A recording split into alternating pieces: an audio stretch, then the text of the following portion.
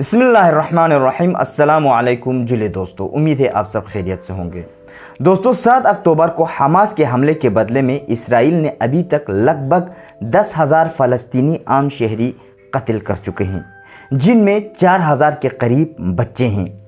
Al Jazeera के मुताबिक गज़ा में रोज़ 420 बच्चों को इसराइल बम के ज़रिए कत्ल कर रहे हैं और ये सिलसिला रुकने का नाम नहीं ले रहे हैं। इससे एक चीज़ तो साफ हो जाती है दोस्तों कि इसराइल जंग नहीं बल्कि फ़लस्तीनी वजूद को ही मिटाना चाहती है, क्योंकि जंग का एक डेफिनेशन होता है कि जब एक मुसल्लह फ़ौज यानी कि इक्विप्ड आर्मी दूसरा मुसल्लह फ़ौज से लड़ते हैं तो इसे जंग कहते हैं। और जंग में भी बहुत से जंगी उसूलों का भी लिहाज या ख्याल रखना पड़ता है, लेकिन इसराइल सारी बुनियादी उसूलों को तोड़कर एक बेलगाम जंगली कुत्ते की तरह मासूमों पर कहर बरसा रहे हैं। दोस्तों हॉस्पिटल्स, कैंप्स, स्कूल्स, चर्चेस, मस्जिद पर भी तबाह तोड़ बमों की बरमार कर रही हैं। ऐसे में पूरी दुनिया के कानून साज इस्लामी हुकूक के अलमबरदार ज़ेर लब मुस्कुराहट को दबाकर इसी सानिहे को लुत्फ़ अंदोज़ नज़रों से देख रहे हैं। दोस्तों आपको याद होगा कि जब हमास ने 7 अक्टूबर को इसराइल पर हमला करके तकरीबन 1400 अफराद को कत्ल किया था, तब सारे बदला, बर्बरियत, टेररिज्म और बहुत सारे नामाकुल अल्फाज से हमास की शदीद मजम्मत कर रहे थे। लेकिन जब इसराइल बदले के आड़ में टेररिज्म कर रहे हैं तो कुछ ममालिक के सिवा सारी दुनिया खामोश है। सारी दुनिया से मेरा मतलब दुनिया के मुख्तलिफ ममालिक के हुक्मरान है। दोस्तों बेशक अवाम अपने सतह पर अपने हुक्मरान के ख़िलाफ़ या हुक्मरानों के ख़िलाफ़ एहतिजाज कर रहे हैं। इसकी मिसाल हमें अमेरिका, ब्रिटेन, फ्रांस और बहुत सारे दुनिया के मगरबी और मशरक़ी ममालिक में हमें देखने को मिलते हैं। लाखों की तादाद में लोग सड़कों पर आकर लाखों की तादाद में इसराइल के ख़िलाफ़ अपने नारे बुलंद कर रहे हैं और गज़ा के मज़लूमों के साथ होने का दावा कर रहे हैं। दोस्तों इसी तरह हमारे मुल्क हिंदुस्तान की राजधानी दिल्ली में भी इजराइल एम्बेसी के सामने लोगों ने जलसे मुनाक़िद किए, लेकिन दिल्ली पुलिस ने बहुत सारे अफराद को गिरफ़्तार किया। इसी तरह हमारे मुल्क के UN जनरल असेंबली में ह्यूमैनिटेरियन ट्रूस यानी इंसानी हमदर्दी के बाइस जंग को रोकने के ख़िलाफ़ वोट दी है। वहाँ पर UN असेंबली में एक वोट हुआ था कि कौन जंग के हित में है और कौन जंग को अभी फौरी तौर पर रोकना चाहते हैं। तो हमारे हिंदुस्तान ने जंग को रोकने के ख़िलाफ़ वोट दी है वहाँ पर। तो दूसरी अल्फाज में बयान करूँ तो हिंदुस्तान सरकार फ़लस्तीन में बेगुनाह लोगों को बचाने के कायल नहीं है। ऐसे में हम मुसलमान ममालिक की बात करें तो सारे मुसलमान ममालिक सिवाय ईरान के कोई फ़लस्तीन के साथ खड़ा नहीं देख रहे हैं। तुर्की के सदर तैयब एर्दोगान ने शुअला बयानी करते हुए पिछले हफ्ते में इसराइल के ख़िलाफ़ बहुत कुछ कहा, लेकिन हमेशा की तरह उनका इक़दाम तकरीर के हद तक महदूद रहा है। कल एक खबर ये आई है दोस्तों कि तुर्की ने इसराइल में अपने एम्बेसी को वापस बुलाया है। तो इसके सिवा अगर उन्होंने अपने एम्बेसी को वापस बुलाया तो लेकिन इसके सिवा ये खबर नहीं आई कि जितने तिजारत लाखों करोड़ों की तादाद में जो तुर्की और इसराइल का जो तिजारती जो सिलसिला है वो अभी तक उन पर पाबंदी की कोई बात नहीं हुई है। तो दोस्तों अरबी ममालिक में भी कोई खुलकर सामने नहीं आया है और न कोई इसराइल के ख़िलाफ़ लबकुशाई करने की जुर्अत रखता है। उस्ताद मोहतरम सैयद जवाद नक़वी हफ़िज़हुल्लाह ने अपने तक़रीर हालात हाज़िरा में जुम्आ के दिन बयान फरमाते हैं कि इस जंग ने सारे मुनाफिकों के चेहरे बेनकाब की है। अगर ये जंग ना होता तो सारे मुनाफिक यानी हिपोक्रेट्स मुसलमान बनकर मुसलमानों को बेवकूफ़ और जलील करते रहते, लेकिन हमास की इस मुज़ाहमत ने असली चेहरों को लोगों के सामने लाया है। दोस्तों तुर्की के साथ साथ दूसरे ममालिक जिन्होंने अपने एम्बेसी को इसराइल से वापस बुलाए हैं उनके नाम है बहरीन, बोलिविया, चिले, होंडुरास और कोलंबिया। तो हमें अभी चाहिए कि अपने सतह पर इस तशद्दुद के ख़िलाफ़ पूरी ज़ोर से मुखालिफत करें। ہم اسرائیل کے ساتھ ساتھ امریکہ، برطانیہ، فرانس اور دیگر یورپی ممالک کو بھی مجرم مانتے ہیں۔ اور ساتھ ہی ساتھ اب ہمیں یہ بھی دیکھنا ہوگا کہ اصلی انسانیت کس میں ہے اور انسانی جذبہ، انسانی عمل اس دور میں کون کون سے لوگوں میں پائے جاتے ہیں۔ اپنے مسلمان قوموں کے بھی ہمیں مذمت کرنی ہوگی، جیسے کہ عرب ممالک اور بہت دوسرے مسلمان ممالک جنہوں نے ابھی تک اس بربریت کے خلاف کوئی بات یا کوئی رد عمل یا کوئی بیانیے کے علاوہ کوئی رد عمل ابھی تک ظاہر نہیں کی ہے۔ کیونکہ دوستو، رہبر معظم آیت اللہ سید علی خامنائی حفظہ اللہ کا کہنا ہے کہ یہ جنگ فلسطین اور اسرائیل کی جنگ نہیں ہے، بلکہ حق اور باطل کی جنگ ہے اور جھوٹ اور سچ کی جنگ ہے۔ دوستو، سب سے پہلے تو ہمیں یہ سمجھنا ہوگا کہ اسرائیل کی تاریخ کیا ہے اور یہ ملک کب اور کیسے وجود میں آئی۔ آگے بڑھنے سے پہلے میں آپ کو یہ بتا دوں کہ یہ جو جنگ ہے وہ یہودی اور مسلمان کے بیچ میں جنگ نہیں ہے، بلکہ یہ فلسطینی اور صہیونی یعنی زائونزم کے بیچ جنگ ہے۔ دوستو، زائونزم ایک مذہبی اور سیاسی نظریہ ہے جس کے مطابق تمام یہودیوں کو ایک جگہ پر لا کر بسانے کی بات کرتے ہیں، اور ان کے بھی بہت سارے دوسرے مسائل ہیں یا دوسرے پوائنٹس ہیں، تو ہم آگے آنے والے آگے ہم بیان کریں گے۔ تو دوستو، یہودیوں کی تاریخ میں کچھ خاص نہیں رہا ہے، اور اس کا ذکر قرآن مجید میں یہودی یعنی کہ بنی اسرائیل کا ذکر بار بار ہمیں دیکھنے کو ملتا ہے۔ اس ویڈیو میں ہم یہودی کی تاریخ کے بارے میں بات نہیں کریں گے، کیونکہ ویڈیو بہت لمبی ہو جائیں گی اور ایک ویڈیو میں آنے والی یہ تاریخ بھی نہیں ہے، بلکہ اس ویڈیو میں ہم زائونزم اور اس کی مختصر تاریخ بیان کریں گے۔ دوستو، مختصر ذکر کروں تو یہودی بہت صدیوں سے اپنے آبائی ملک سے بے دخل ہو کر دنیا کے مختلف ممالک میں بسے ہوئے تھے، اور کچھ اب بھی بسے ہوئے ہیں۔ تاریخ میں بنیادی طور پر یہودی مذہب مسیحی مذہب سے بنیادی طور پر اختلاف رکھتے ہیں۔ وہ اختلاف یہ ہے دوستو کہ مسیحی حضرت عیسیٰ علیہ السلام کو نعوذ باللہ خدا کا بیٹا مانتے ہیں اور اللہ کا نمائندہ۔ اس کے برخلاف یہودی حضرت عیسیٰ علیہ السلام کی ولادت پر تنقید کرتے ہیں۔ اسی اختلاف کے چلتے یہودیوں کا بہت سارے ممالک میں قتل عام مسیحی بادشاہ دوارا یا مسیحی پوپ اور مسیحی فوجیوں کے ہاتھوں بہت قتل عام ہوا ہے۔ جہاں تک دین اسلام کی بات کرے تو یہودیوں نے حضرت عیسیٰ علیہ السلام کے بعد کسی کو بھی نبی یا پیغمبر ماننے سے انکار کیا، اور اس کے چلتے جب بھی حضرت موسیٰ علیہ السلام کے بعد جتنے بھی نبی آئے، انہوں نے بہت سارے نبیوں کو شہید کیا یہودی قوم نے۔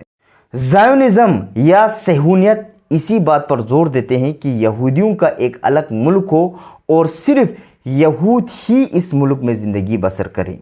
دوستو، آپ کی جانکاری کے لیے بتا دوں تو یہودی مذہب دنیا میں ایک ایسا واحد مذہب ہے جو نسل کے اوپر مشتمل ہے، یعنی یہودی اپنے مذہب کو دوسرے نسلوں میں یا دوسرے ممالک میں دوسرے لوگوں میں منتقل نہیں کرتے۔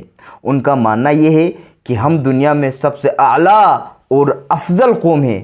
اگر کوئی غیر یہودی مذہب یہود کو ماننا بھی چاہے تو یہودی ماننے نہیں دیں گے۔ اسی لیے اسرائیل کو اپارٹائڈ اسٹیٹ بھی کہتے ہیں۔ اپارٹائڈ یعنی ایک ایسا نظام جس میں ایک نسل اپنے آپ کو بالا یا بہتر مانتے ہیں اور دوسرے نسلوں کو کمزور، اور ان نسلوں پر ہر طرح کے ظلم ڈالتے ہیں، یعنی کہ ان جو کمزور نسل مانتے ہیں ان کو اپنے اندر رکھنا چاہتے ہیں اور ان کو ابھرنے نہیں دیتے، ان کو ترقی کرنے نہیں دیتے، ان کو ہمیشہ اپنے ہی انڈر رکھ کے ان کے اوپر ہی ظلم کرنے کی، ان کے اوپر ہی حکومت کرنے کے قائل ہوتے ہیں۔ زائونزم کا جو لفظ ہے وہ زایون سے نکلا ہے، جو ایک ہربیو ٹرم ہے۔ ہربیو میں زایون جیروسلم سے متصل ہے۔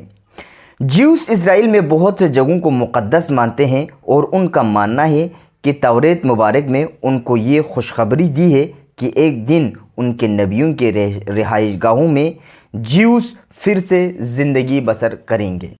वैसे यहूदी ममालिक की या यहूदी मुल्क की मज़ाहमत काफ़ी सदियों से चली आ रही है, लेकिन दौर जदीद का मज़ाहमत 19वीं सदी में हुआ था, जिस दौर में एंटी सेमिटिज़म उरूज पर था। दोस्तों, एंटी सेमिटिज़म यानी यहूदी कौमों के ख़िलाफ़ या यहूदी कौम के ख़िलाफ़ मुज़ाहमत, यानी उनको मारना, अज़ियत पहुँचाना, उनको दरबदर करना वगैरह वगैरह। बहुत सारे मुहक्किकों का मानना है कि यूरोप में बढ़ती नफ़रतों के सबब ज़ायनिज़्म मूवमेंट वजूद में आई। एक वाक़या जिसका नाम ड्रेफस अफेयर है, इस वाक़या ने यहूदी लोगों में अलग मुल्क की मांग और बढ़ गई, और ये जो मुज़ाहमत ने, ये जो मूवमेंट था, इस मूवमेंट ने बहुत तेज़ी पकड़ ली। दोस्तों, ये वाक़या फ्रांस में सन 1894 में हुआ था, जब फ्रांस की हुकूमत ने एक यहूदी फ़ौजी अफसर को धोखा देने के जुर्म में कत्ल किया। इस फ़ौजी अफसर का नाम अल्फ्रेड ड्रेफस था। तो 1857 में एक सहाफ़ी और सोशल एक्टिविस्ट थियोडोर हर्ज़ल ने बाकायदा ज़ायनिज़्म का आगाज़ किया। वो ऑस्ट्रिया से ताल्लुक़ रखते थे। ड्रेफस के मौत के बाद उन्होंने एक पैम्फलेट लिखा जिसमें जिक्र किया था कि यहूदियों को एक आबाई वतन फ़लस्तीन के सरज़मीन पर फराहम की जाए। इसी साल हर्ज़ल ने पहला ज़ायनिस्ट कांग्रेस ऑर्गेनाइज किया, जो स्विट्ज़रलैंड में मुनक़िद हुई। वर्ल्ड ज़ायनिस्ट ऑर्गेनाइजेशन का वो पहला सदर भी बना। दूसरा दोस्तों, जो बहुत ही अहम वाक़या पेश आया है या एक वो अहम वो सानिया है, वो है बलफोर डिक्लेरेशन या बलफोर डिक्लेरेशन। दोस्तों, हमको मालूम है कि बरतानिया यानी कि ब्रिटेन 20वीं सदी में एक ताकतवर, एक सुपर पावर मुल्क था, और उसका जो कब्ज़ा था, जो उन्होंने बहुत सारे ममालिक को कॉलोनाइज़ किया था, उनमें एक हमारा मुल्क हिंदुस्तान भी है। उस वक़्त के ब्रिटिश फॉरेन सेक्रेटरी यानी कि आर्थर जेम्स बलफोर ने एक अमीर यहूदी लीडर को ख़त लिखा, जिसमें बलफोर ने फ़लस्तीन में यहूदियों को बसाने की सहमति और सपोर्ट पेश किया। ये ख़त एक हफ्ते बाद अखबार में छप गई और लोगों में आम हो गया, तो इसी को बलफोर डिक्लेरेशन के नाम से जाना जाता है। पहली आलमी जंग में अंग्रेज़ों ने सल्तनत ओस्मानिया तुर्की को गिराने के लिए ये तदबीर इख्तियार की, और साथ ही साथ अरब ममालिक को भी वरगलाया। दूसरी आलमी जंग के दौरान जर्मनी के प्रेसिडेंट हिटलर ने यहूदियों की नस्ल कुशी करने की कोशिश की, और इसी कोशिश में लाखों की तादाद में यहूदियों को कत्ल किया गया। लाखों को कंटेंशन कैंप्स में रखा गया, और कंटेंशन कैंप्स में भी उनको कत्ल किया, और बहुत सारे जगहों पर दरबदर भटकने लगे, फिरने लगे, और लाखों की तादाद में यहूदी कौम फरार हो गए। कोई दूसरे मुल्क, कोई तीसरे मुल्क, कहीं ना कहीं जगह पर वो लोग अपने जान बचाने पर ही तुले थे, और बाकी उनके पास और कोई रास्ता दिखाई नहीं दे रहा था। सन 1948 में फ़लस्तीन मुल्क में एक और नया मुल्क कायम किया, इसी बलफोर डिक्लेरेशन के मुताबिक, और इसी ब्रिटेन ने जो उस वक़्त का बहुत ही सबसे सुपर पावर हम कह सकते थे कि दूसरी जंग अज़ीम से पहले या दूसरी जंग अज़ीम तक भी, तो उन्होंने ये एक बहुत ही बाकायदा साजिश के साथ साथ ईस्ट, जो मिडिल ईस्ट में जो ममालिक है, उनके ऊपर अपना असर रसूख रखने के लिए, और बहुत सारे दूसरे सियासी वजूहात की बिना पर, इकोनॉमिक वजूहात की बुनियाद पर उनको बैक करके वहाँ पे 1948 में पहली बार इसराइल नाम का मुल्क वहाँ पे वजूद में लाई गई।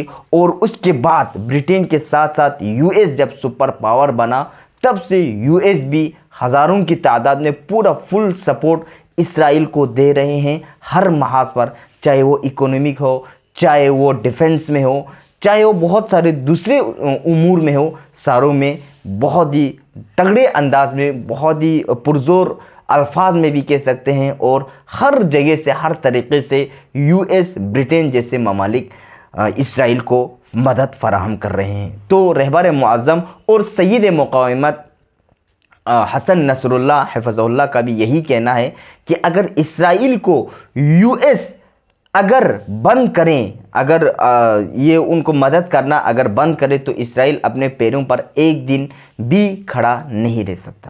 دوستو، جیسے پہلے بیان ہوا ہے کہ زیونزم ایک ریسسٹ آئیڈیولوجی کو تقویت دیتی ہے، اس کے مطابق اسرائیل کے پرماننٹ سٹیزن وہ لوگ ہو سکتے ہیں جو یہود نسل سے تعلق رکھتا ہو۔ تو اسرائیل میں اگر کوئی پرماننٹ ریزیڈنس رہنا چاہے تو وہ نہیں رہ سکتے۔ سن 1948 کے بعد مغربی ممالک جیسے برٹین، فرانس اور یو ایس کی مدد سے لاکھوں کی تعداد میں فلسطینی لوگوں کو قتل کر چکا ہے اور ہزاروں کی تعداد میں ابھی قتل عام جاری ہے۔ خداوند متعال کے بارگاہ میں ہم دعا گو ہیں کہ فلسطین کے لوگوں کی حمایت فرما اور اسرائیل کو شکست و خواری نصیب فرما، آمین یا رب العالمین۔ تو اسی پر میں آپ لوگوں سے الوداع لیتا ہوں دوستو، اپنا خیال رکھیے گا، خدا حافظ۔ I'm Mu'taz, and I will show you the massive destruction that happened to the Zahra city in the middle of the Strip. More than 14 residential towers got destroyed by the Israeli airstrikes. Imagine how many people have been homeless and lost their places, like Gaza need a new Nakba.